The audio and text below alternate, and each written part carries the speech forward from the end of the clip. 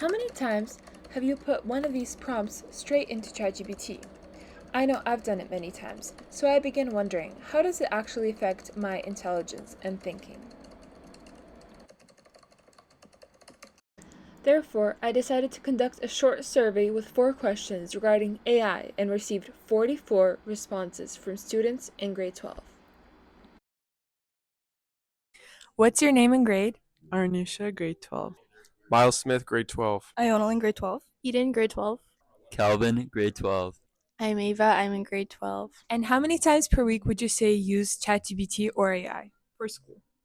I would say every day. Maybe 3. Once a week. Every day. Once a week. Every day. And do you think school is easier when you can use AI or ChatGPT? Yes, definitely. Sometimes, yeah. Yes. Yes. Yes. And do you think AI and ChatGPT affect your intelligence and thinking? Yes. Yeah, you can take it too far. Sometimes, like if you just ask AI to do everything for you and you're not doing any thinking, then you're not actually learning anything, and then I think it's not good at that point. Yes. I think it helps expand your knowledge. Yes. And do you think AI or ChatGPT makes a good or a bad impact on students? I think both. I think it honestly depends how you use it. It can be good if you use it right, but it also can be bad if you overuse it. I think a good impact because it kind of helps me expand my vocabulary sometimes. Good. I think it makes a good impact as long as you use it to leverage a better understanding of everything rather than just do what was initially normal. Like you use it to become even better.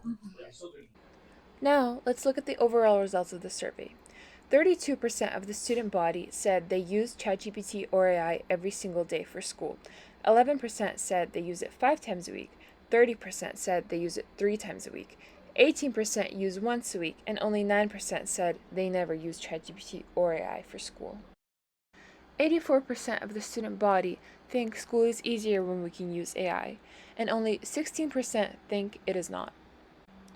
34% of grade 12s don't think that AI affects their intelligence and thinking, and 66% think it does. Lastly, on the question of whether AI makes a good or a bad impact, the results were 50-50. So, since we couldn't get a definitive answer, I decided to ask our teachers of their opinion on AI. So my first question is, how often do you use AI for work/school? I do use AI a little bit for work, particularly in Office 365, which we use a lot of. So Microsoft Teams uses AI or Copilot uses AI. But other than that, I don't use ChatGPT really. Me personally, hardly ever. So the only time that I might use ChatGPT is if I'm trying to AI proof an assignment. Oh, okay. So when I'm basically asking it to challenge itself, if that makes sense. For work and school, I use it a lot. I'm constantly showing grade nines in our COL projects kind of what it would be like to use AI to render videos, render posters, images. So for school, I use it quite a bit. In my own class for new media, just this year, we created our own action figures in AI, and then we eventually turned them into like STL files to 3D print, and we did Funkos downstairs that are on display. So that was with the help of Miss Henderson creating the templates, and then we printed them off in the makerspace with Cricut. And it all started as an AI project. We've made graphic novels, we've made propaganda posters, and just recently we've made videos where we've turned short stories into AI 2-minute videos like The Veldt, or even most recently The Hunger Games. So I'm using it a lot for school, and I'm finding that in my capacity, like my job, working with all the grade nines in the COL course, it's a skill that we want them to use properly. So it's pretty crucial to my position. Yeah. And do you think that nowadays people rely on AI/ChatGPT too much in their lives? I feel like they do, especially with some of the younger students. I feel as though they rely on it so much, in fact, where they don't have the abilities to think for themselves in some cases. I had a student ask ChatGPT what they like, which to me, that's a question I feel like you should know based on your personal preferences, not asking AI what you like as a person. So I have seen a little bit of over reliance on AI where the student or the person can't think for themselves or think critically or think creatively, but not so much of a problem, but I can see it becoming an issue. Yes, I don't necessarily think it's just people. I do think it's a bit of a generational thing. Like I know that like my parents, for example, still don't know how like what it is. Facebook works, Yeah. so they don't know how ChatGPT works. But I do think that convenience is a really attractive factor, and the convenience that comes from AI makes it so that people can become really dependent on it. And do you think that AI has made a good or a bad impact on people in general? I don't really think it would be black or white.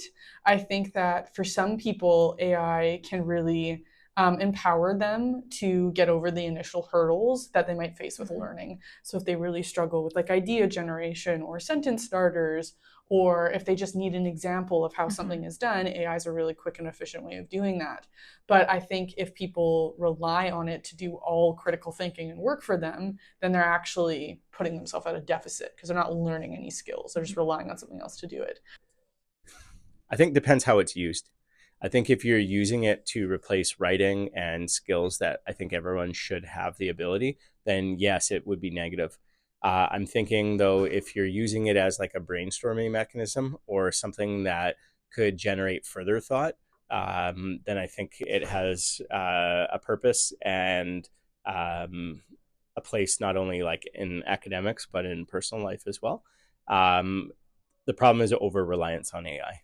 I think if we now are going to it for everything and not using our own critical thinking skills, then we're going to run into some problems. So teaching students when's a good time to use it, when's a bad time to use it, and also outlining like in our assignments, like, hey, this part of the assignment, we're going to use AI for image generation. But for the written part, we're going to do this part in class, and this part's going to be done without the use of AI. So I think there needs to be like clearer guidelines from teachers for schools, like when you're allowed to use it, when you're not allowed, because there's a lot of gray area, and I think it differs in each course. And how do you think we could change AI or change the way it's implemented, or how maybe you already do it in your life to where it's more beneficial and less harming to people? I think it would be fantastic if in schools we had clearer kind of infrastructure for how it can be used and when it can be used. I know personally in my practice, I've gone back to a lot of pen and paper when things really count and they really matter, and when I do really need to assess the critical thinking and like written output.